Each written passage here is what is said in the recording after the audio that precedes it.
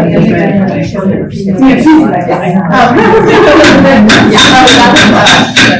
if everybody can have a seat, I think we have our forum. I want to double check one more time.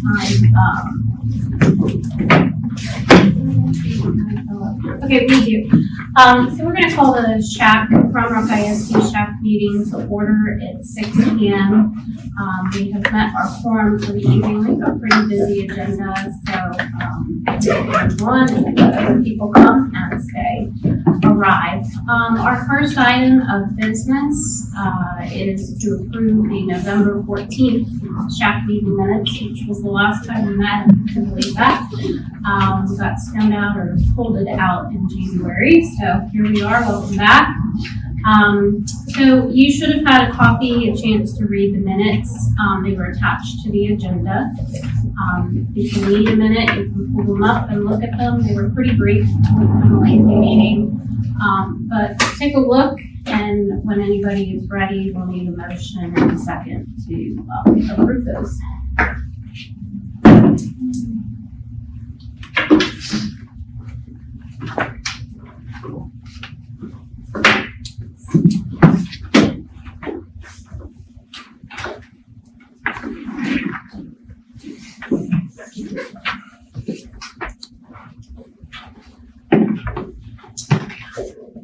And if anybody sees any corrections that are necessary, please do so.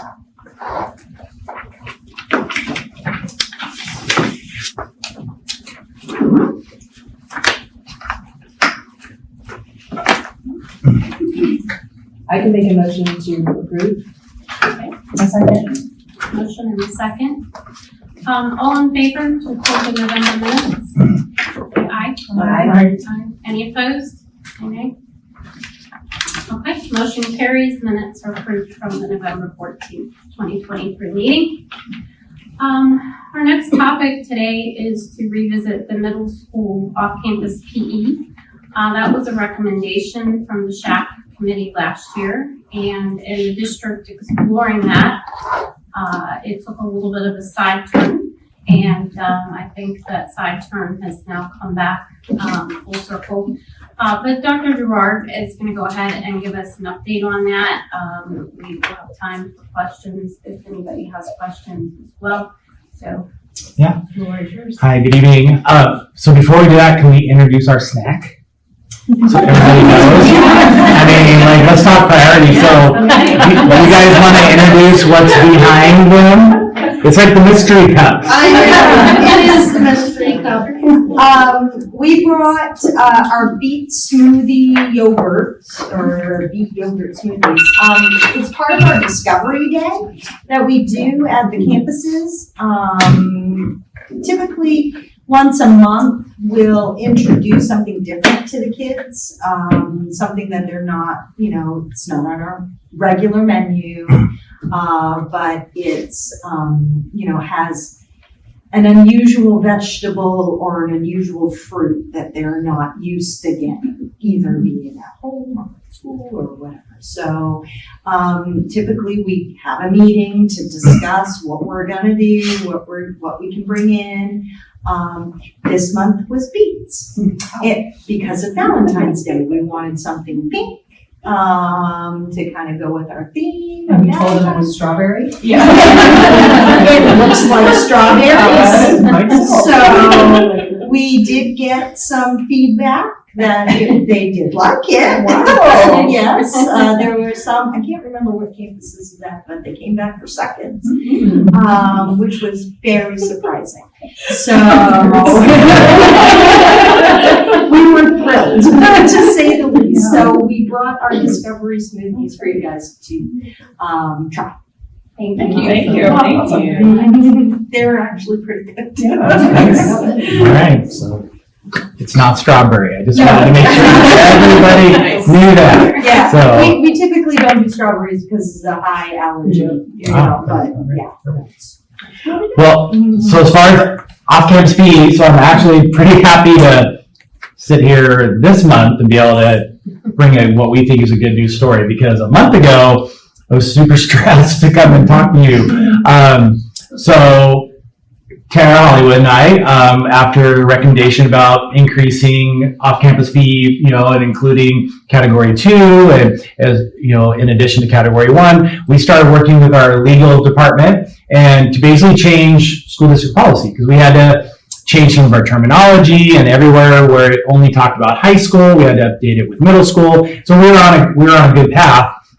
And then we came across this evil document that came out from TEA this last summer that basically explicitly said middle school off-campus PE credits were not allowed. We're like, that can't be right. We have to be reading this wrong. So we circled back up with our legal team. They're like, wow, it just says no substitutes, no, you can't do it middle school. And it says in there, the only way we could do it is if we provided curriculum, if we provided off-campus or provided TEKS aligned PE curriculum. And we're like, well, we're not doing that. And so Tara, bless her heart, she started calling surrounding districts. How are you guys doing this? And honestly, a lot of her feedback was, well, we're doing it because you guys are doing it. And you guys are the big guy. We're like, well, so really, and then everybody was like, well, it's a local decision. And so literally our county's head in the sand with just not being aware of the new TEA guidance around off-campus PE. And so many of you were all involved in the communication where we just had to push the brakes because at that time our kids were selecting classes and enrollment, was starting, and we're saying we cannot offer something that we cannot offer. And we even reached out to the TEA guy who oversees it. His sweetest guy in the world, named Barney Fudge, and you can only imagine what middle school was like for Barney. But we came at Barney every sideways we could think. He's like, you guys cannot do that, and here's the only way you can do it. So we pushed pause and we started researching how we do it. So Tara contacted Austin ISD, and they were the only district in our region that was actually doing it legally. And they have an online curriculum that they have developed. Their kids that do off-campus PE in middle school do the activity, but then they also participate in daily instruction, like daily lessons that align to the health and fitness TEKS, and the coaches, or what we call agencies. They make sure that students are participating, that they're completing the curriculum, and then they actually turn in, grades and accountability for those lessons. So we contacted Austin. And they have actually, so where we're at now, is they have actually shared their curriculum with us. And so, because we were prepared, we were looking at Edgenuity courses and how do we pay for that. And then we found out that Edgenuity would cost us, to do middle school PE, it would cost us $275 per student per semester.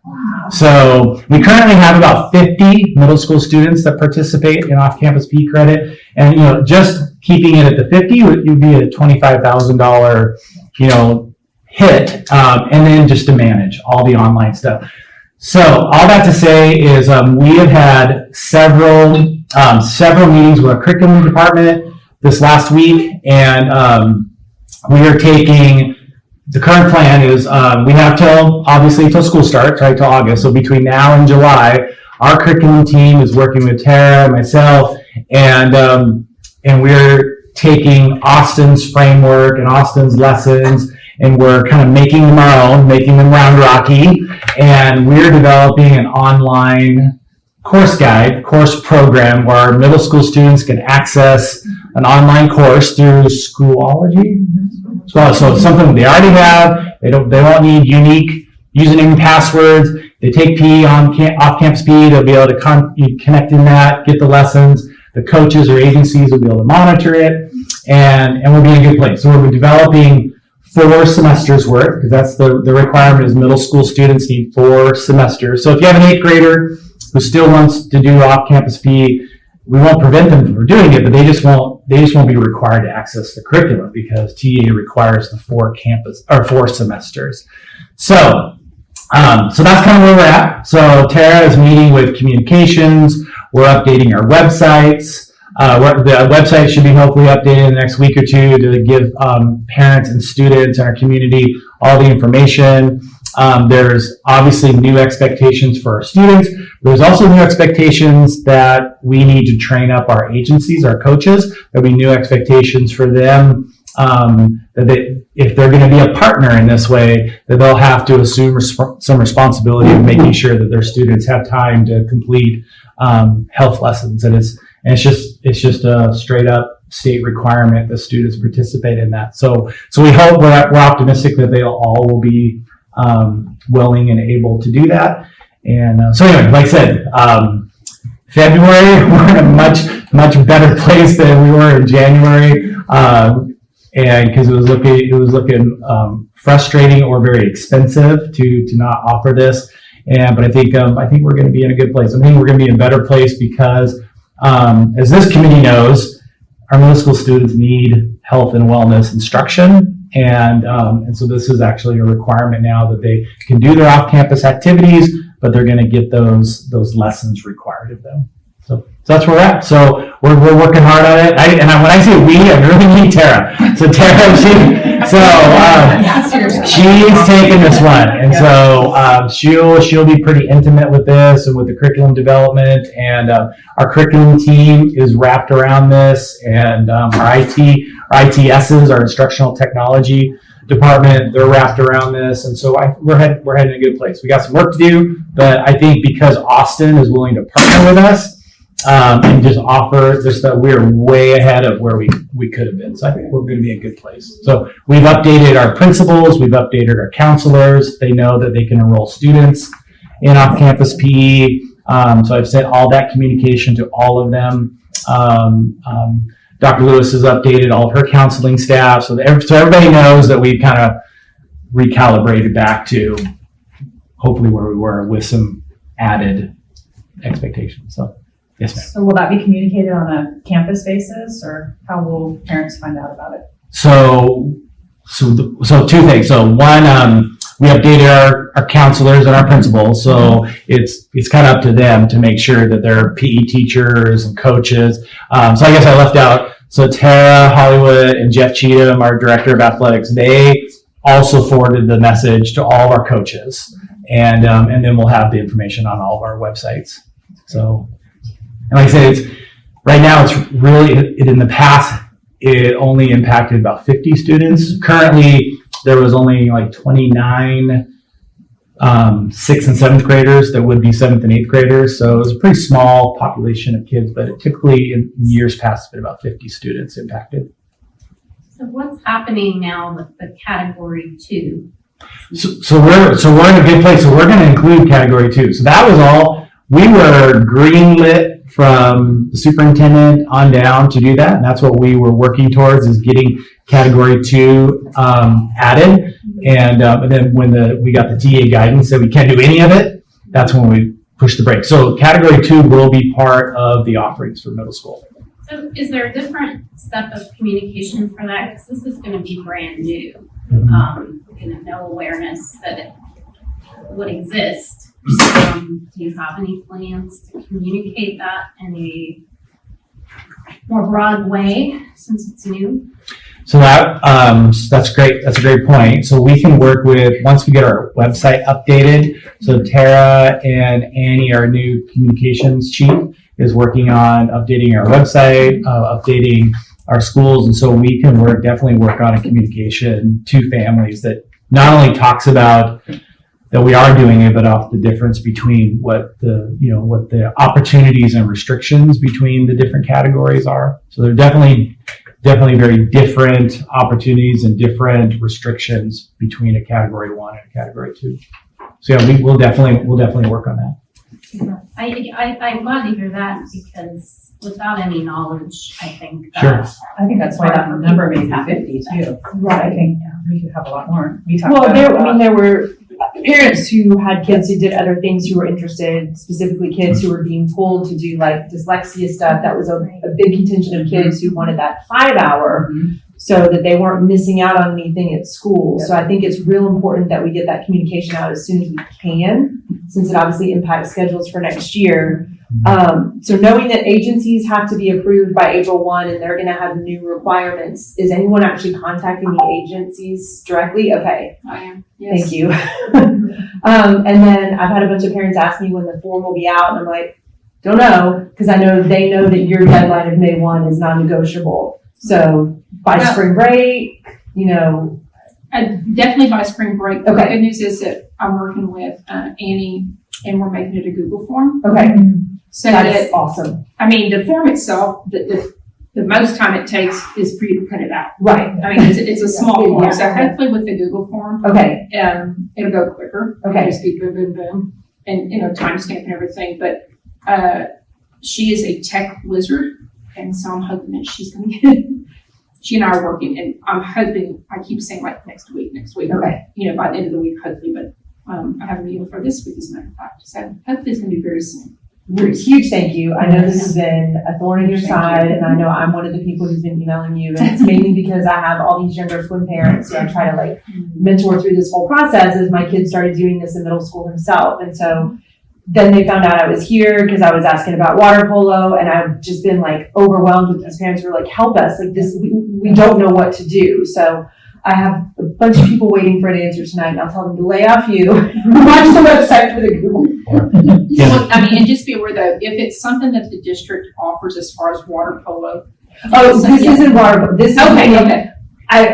They heard my name through the, like, everything all Oh, I see. connected, Okay. you know what I'm Okay. saying? Right, And so it's right. like, no, this is just straight up swim kids who finally Okay. made it to that group where they can be exempt and they're excited and they practice their butts off, and they were all down in far Texas this weekend, like at a big club meet, and so none of them are here because they're all exhausted, and they're like, just tell us what we need to do. So thank you Oh, sure. from all those parents, huge thank you for everything you've done, because I know it's been a lot of work.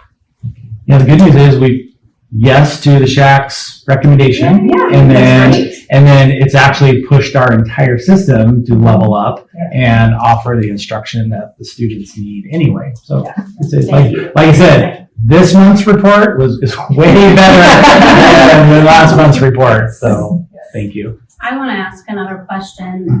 So as this happened, it got me looking at other school districts. And I was noticing something that when we were developing this last year, I hadn't seen.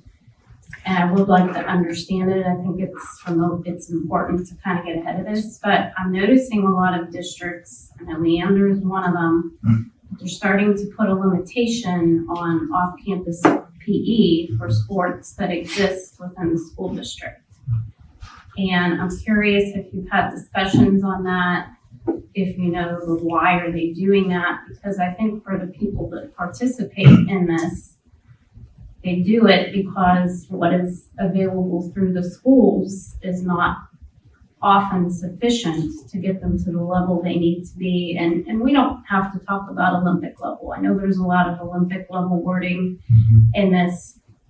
That's not really the path most people are on, but they are on a collegiate level. And I think if you talk to parents in these sports, a lot of them are trying to get on a collegiate path. So I'm starting to notice swimming, tennis, for example. I don't think gymnastics, even though Round Rock would have a gymnastics team.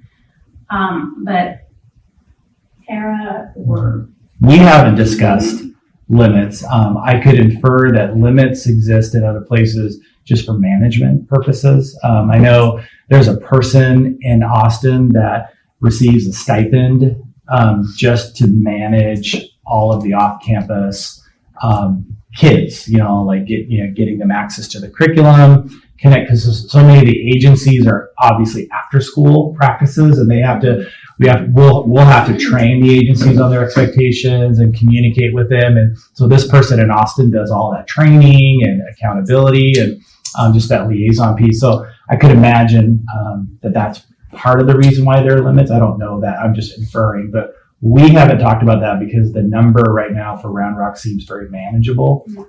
But I guess if that conversation does come up, then we would engage this group in some conversation.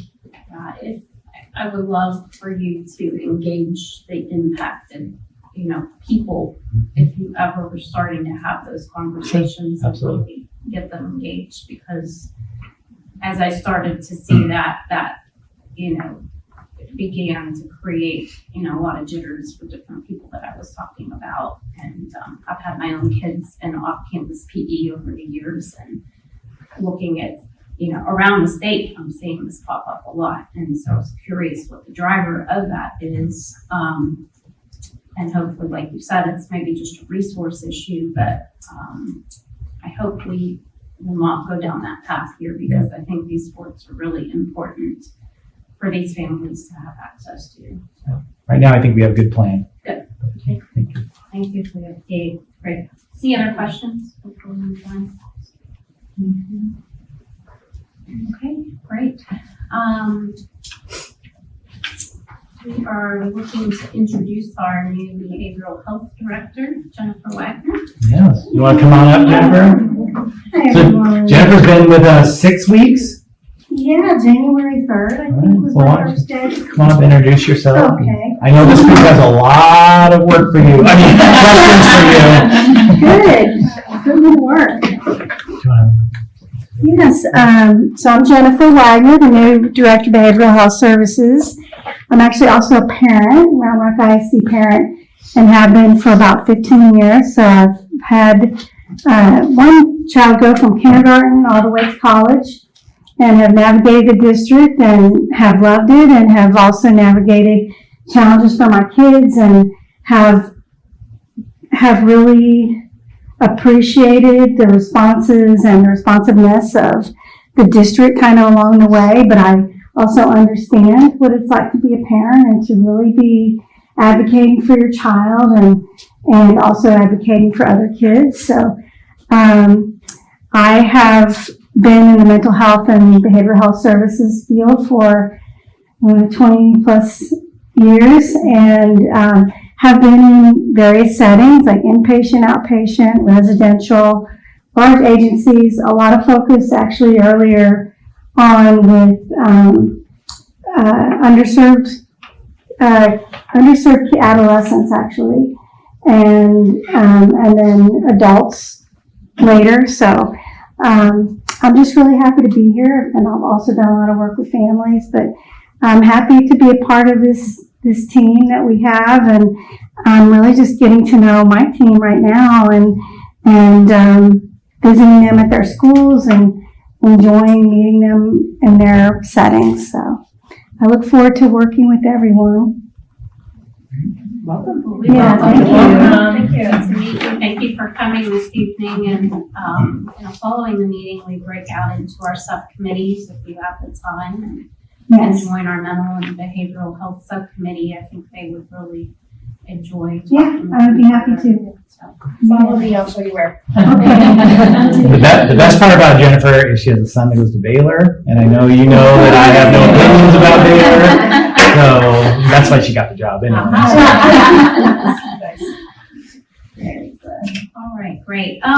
So we are at the time of the year where we start to get some subcommittee updates, so we have an idea what some of your recommendations may be coming forward, letting the larger group asking questions. I was just talking with Andy before the meeting, and she's gonna send me the template, and I'll forward those to all of the chairs. So you have, it's a really great template. It makes writing this up very straightforward, very easy. Everybody's, you know, working on the same structure and information. So I'll get that out to you hopefully before the end of the week. But we'll start with our wellness subcommittee. So, sure, Kathy. So we don't have any current recommendations at this time, but we have been having a lot of great discussions about various topics.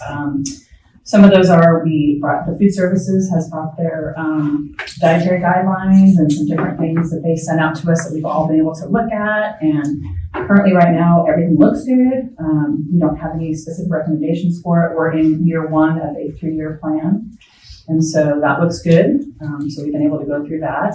They have been fantastic coming to the meetings and just kind of giving us ideas of what's happening around some of the campuses. So that's been great to be in the know of that. We also have talked a little bit, some of us have gotten some feedback from parents about some of the campuses using, taking away PE as punishment for not finishing homework or for being too crazy in class. So we are revisiting the handbook on that and just discussing some different options and or ideas with that and really trying to pinpoint, is it really happening? Is it a school by school basis? That kind of thing. So we're revisiting that. And then we also have gotten some feedback about just the uptick in drugs and sex on campus. And so we talked about how that kind of rolls into also mental and behavioral health, but we are exploring some different things with that. I myself had talked about the drugs and narcotics department from Pflugerville that came and spoke with some of my kids' athletic groups, baseball programs.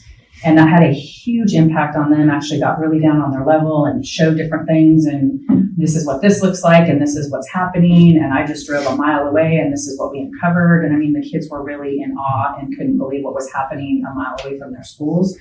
So we talked about that, and we are in conversations with some of the principals and just kind of trying to dive into what's happening. We're hearing about a lot of things that are happening in restrooms and in concourses on the schools. And so it's obviously a very broad, huge topic, but we are discussing some of that and maybe if there's anything we could do on even a campus by campus basis, or if any of you have any suggestions, we're open to those. I know that we have a group member that her children were involved in a student council where they were able to discuss different things and have more of a student level talk about some of the things that they were seeing and maybe some of the ways that they could interact with kids on campus. So we've had a couple different ideas thrown out there, but again, no specific recommendations, but just lots of discussions. Well, a future introduction I'd like to bring you is that he started yesterday, but we have a new director of safety and security. So that makes me think of that. His name is Rich Andriucci. Okay. And so Rich is a former police chief, former policeman. He was just the chief security director for Tesla. And he's a Round Rock High School graduate. And so he is so excited to be here. He has a son that goes to Round Rock schools, and so he's so excited to be here. So he's a bit of a deer in headlights right now, going from police department work to a Tesla corporate level work to school district. And like I told him, I said, none of our cars drive themselves, so make sure you have your hands on all of our steering wheels. And but he's so excited. So and I talked to him today about coming to this group and just talking about once he gets his kind of head around safety and security measures. That's definitely part of our health and wellness focus is his work. So he is going to be a partner with Jennifer and her team, and and he'll be working directly under my department. So he'll be in the student services department and. So working with our counselors and our nurses and our behavioral health people. So future introduction. Good. All right, thank you, Kelsey. The next subcommittee is mental and behavioral health. You're the chair. No, I am. You're the chair. Yeah. Okay. She's Great. Safe. Yes. Right before I was exactly. So for mental and behavioral health, we had a Zoom call a couple weeks ago, and we have I think the most talkative bunch of people ever. They're kind of awesome. We all can talk and we can all hold our own on this stuff. So our meeting went really long, but it was really fascinating too. I think we've come up with 4 broad areas that we're kind of looking at for recommendations. Our recommendations lingo, of course, will come later. But a couple of them are based on changes that came through the last legislative cycle. And I'm not going to quote you what bill they came out of. We can discuss all that later if we need to. But one of them is quite simply, the SHAC is now dictated by state statute to say what ages and curriculum we want to recommend for basically fentanyl and overdose curriculum. So that is one that we need to figure out in some capacity. So we're looking at that. A lot of options there.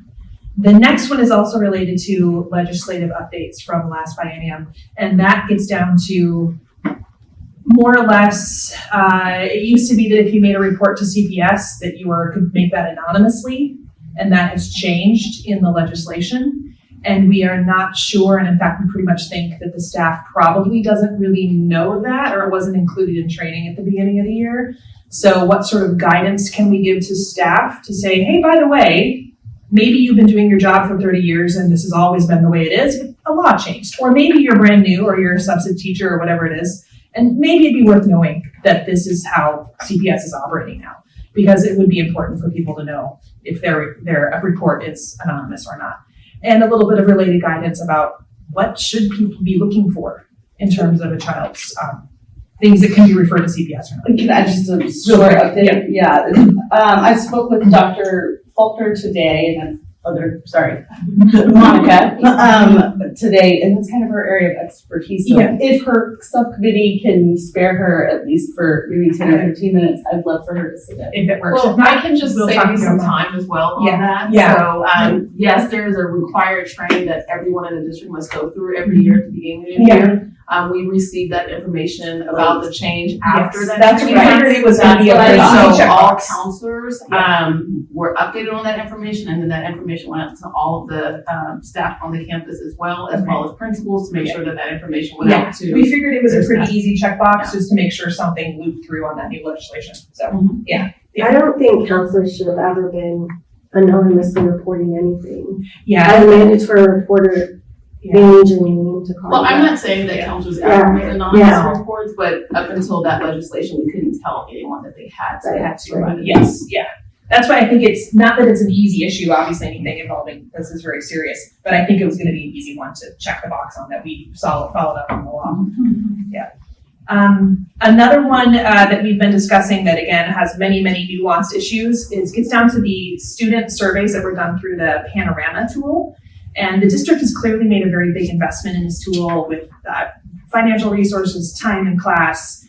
The board has a goal that is largely based on data that is found through this tool about student belonging, et cetera. And we have noticed that the way that it's communicated to parents and guardians is not consistent across campuses. Different parents said, well, I was told it was anonymous. I was told it was confidential. I was told something else entirely. And it's for such a valuable tool that has so many possible outcomes to it that it seems like it would be worth a little bit of conversation about how to standardize that communication. So parents know, what's this about? So people in our community know, what's this about? Is this data that we can count on? And is that being used to help a student who is being identified that something might be worth pursuing to help them in some way? Is that being used, and how is it being used? So there's a little bit of guidance, a little bit of lingo. I don't think this is one of those huge argumentative issues as much as just tweaking a few things that have been going on. And then looking at my other notes, this is another one that, every year we, as parents, we get the student handbook, right? And every year we do the little form saying where kids are registering for school. And if you're like me, you've noticed that there's a question on there that says something to the effect of, I have received the student handbook. And every year I laugh to myself because I have not received the student handbook and it hasn't actually been published yet.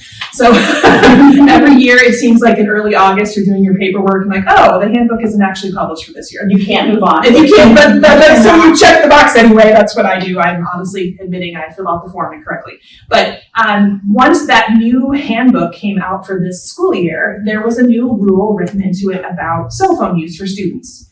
And I don't think anyone on our committee has any issue with the rule. We think the rule is probably fairly well written. But we've noticed that maybe because of how the handbook came out, or maybe just because no one reads the thing, though you should, people don't really know about this new rule. It seems that students don't always know, teachers don't know, parents and guardians don't know. It's kind of a little la-la land there. And it seems that there's better enforcement of this on some campuses than others. And it's not like we're sitting there going, oh, you must enforce this rule, but kind of thinking about how this very obviously ties to a whole lot of areas of students' really true mental and behavioral health. And frankly, it ties to their wellness activities too. Like, are you glued to your phone during class, or are you participating in a lot of different ways? So again, I don't think this is going to be a huge issue for us, but we're just looking into it, saying, is there something that we could recommend, a little tweak here or there that might make that new rule have a little bit more of the use that we thought it would, if that makes sense. Is that fair for the committee members who are here? Yeah, okay, I think that's all we have. Can I ask a question? Yeah. I was just intrigued because you mentioned with the mandatory reporting, the discussion about like how people are reporting. Yeah.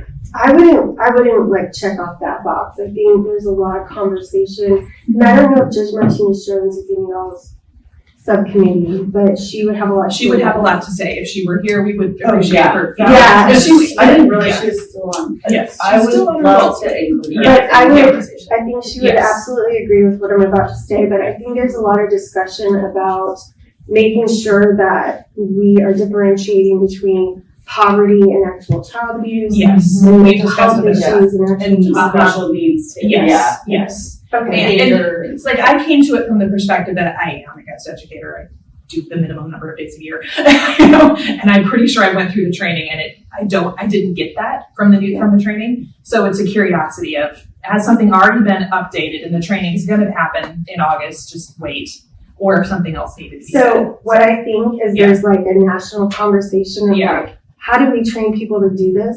And it hasn't really caught Yeah. on the ground yet of Yeah. like, we need to be thinking about this differently. Because I do those trainings too. Exactly. And we talked about one of the examples being like diaper rash, for instance. Is Yeah. that something that if I were substituting in a class with a student wearing a diaper, do I need to report diaper rash? I have no idea.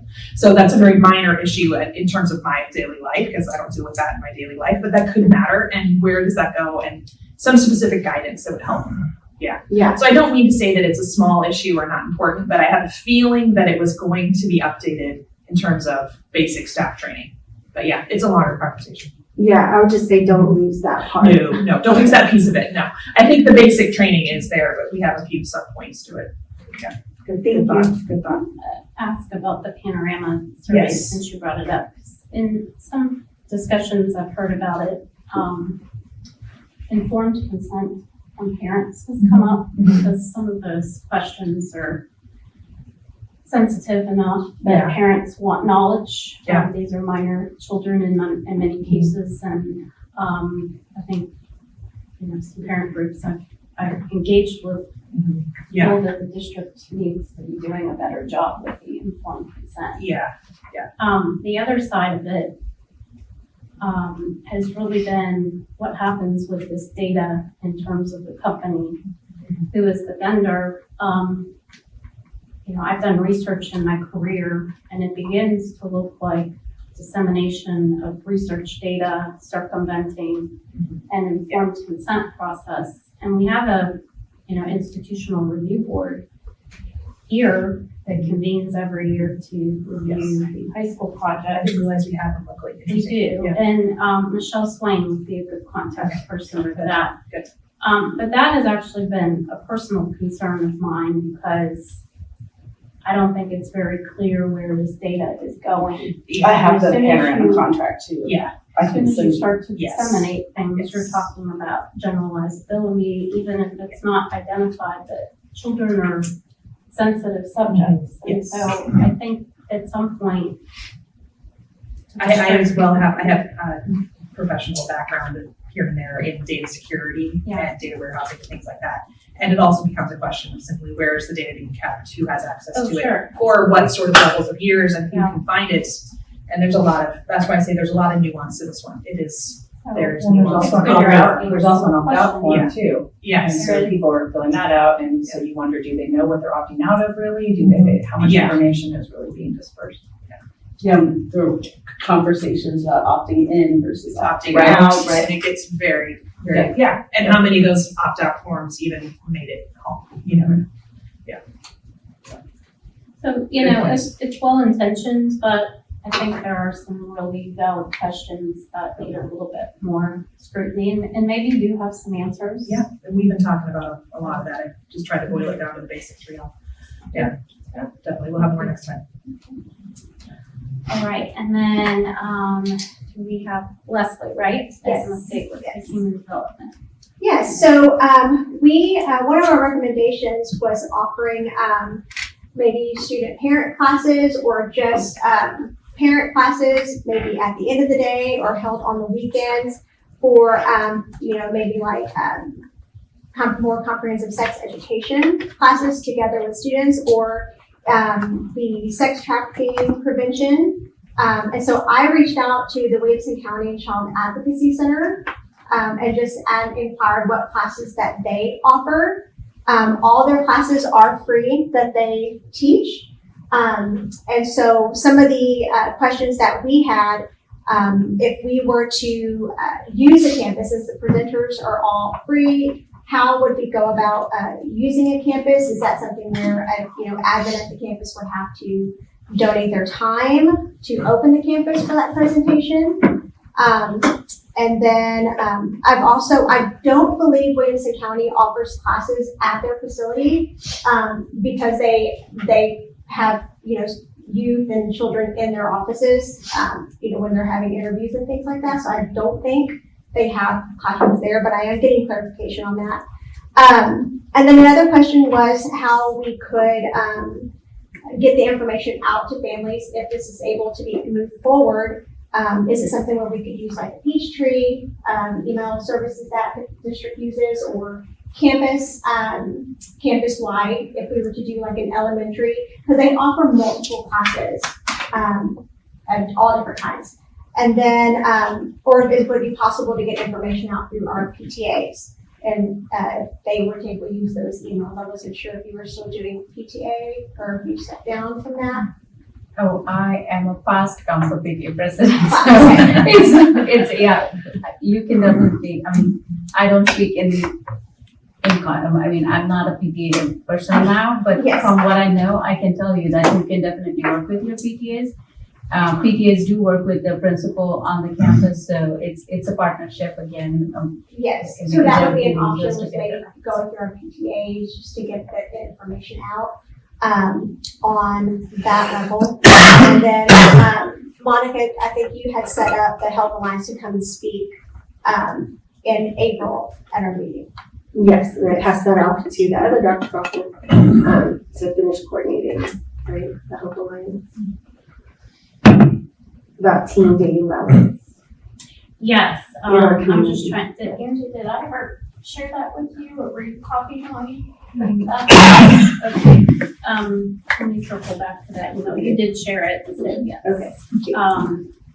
Dr. Gerard, were you on that? Was that, I felt like some people were. I thought I copied Angie on it and you and said, here you go. Yeah, I remember the here you go, and then if somebody could, finish out the coordination of that. What's the best way? Well, to go I don't think about we would finding- coordinate that for you, but you guys could definitely coordinate. Well, I think Yes, she a needs guest to know speaker. like where to go, how long to talk, that sort of thing. Yeah, we can definitely assist in that, but as far as reaching out and arranging a speaker, you guys would have to. We did. do that? We did. Yeah. We So did. this is just kind of So I don't, yeah, tying up the, and they're doing this voluntarily, not expecting Yeah. the second thing, I assume. Yeah, because this is part of what they do in Round Rock. So, Okay. yeah. So they basically just need to understand a time and where they would Just the fall on agenda. logistics, just get it to the finish line. Okay. Yeah. And then, I wish I would have thought of this sooner, but the list of classes that Williamson County Advocacy Center offers, I could forward that information to you so that the whole chat can see the classes, how long they are, and the details of each class, so that we all have that. I can forward that to you, and then we can share that with the chat of all the classes that they offer. Great.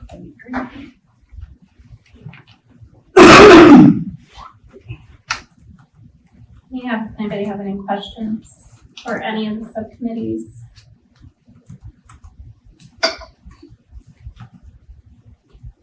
Okay, all right, thank you, everybody, and, like I said, the chairs will all receive, the templates from me before the end of the week.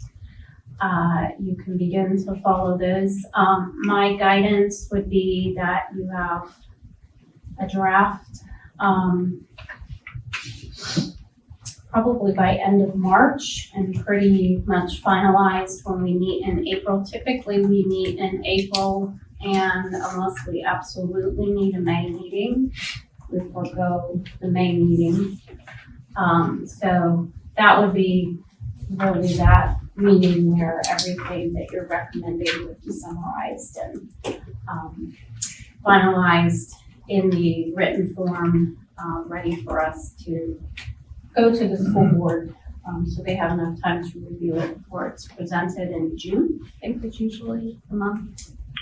see, May or June? Well, is it June? Typically the June. What was mine? So the school board would need it by May. I don't know how many weeks in advance. Usually they, want the document. Dr. Nichols, reviews all of our agenda placement updates the week prior. So, Okay. Yeah. So it So I would say- probably beginning of June yeah, is sufficient. yeah, I would say at least, if 10 days out of a board meeting would be very safe. Okay.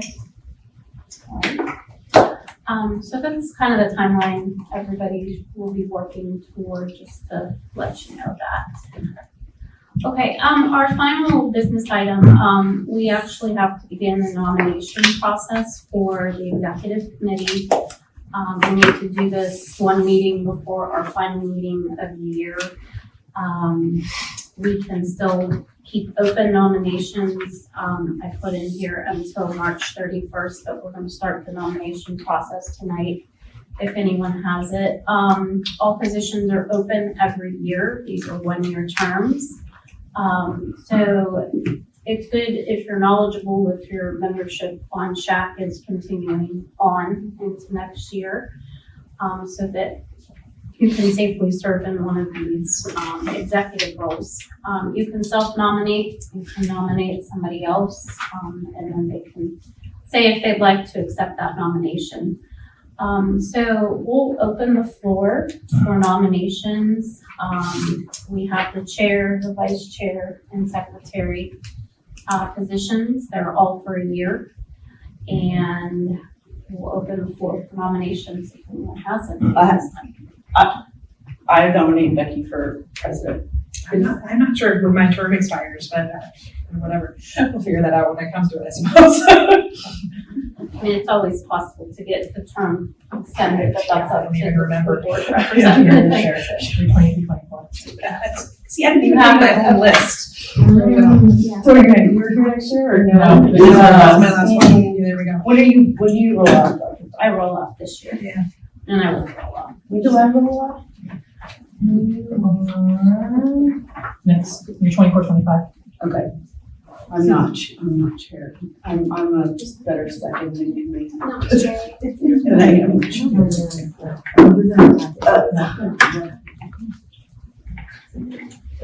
Other Dr. Faulkner, where did you roll off?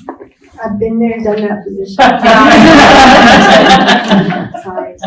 So people can email me, right? As we figure this out by March They can, 31st. basically, I had to open it up Yeah. today, just because of the bylaws, Yeah. but, we do have the ability to extend the nomination process out, but we have to vote, so we really need nominations for all positions. We need to have them all filled, so the executive committee is ready to go.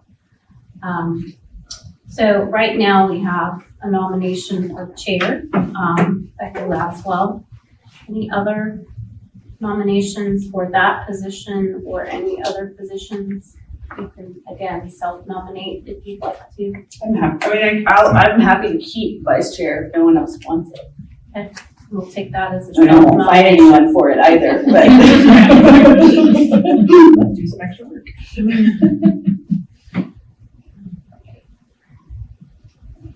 I feel bad just nominating people, but Miriam, would you be interested in a leadership role? Yes. I would love to see like a former student voice I'd be open to it. for secretary. Yeah. So I would like to nominate Miriam for secretary.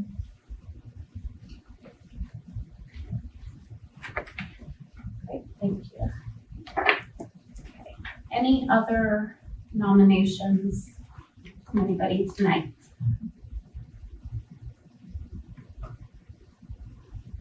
Okay, so we will leave this open until March 31st. If anybody would like to nominate somebody else, you can email any of us on the executive committee.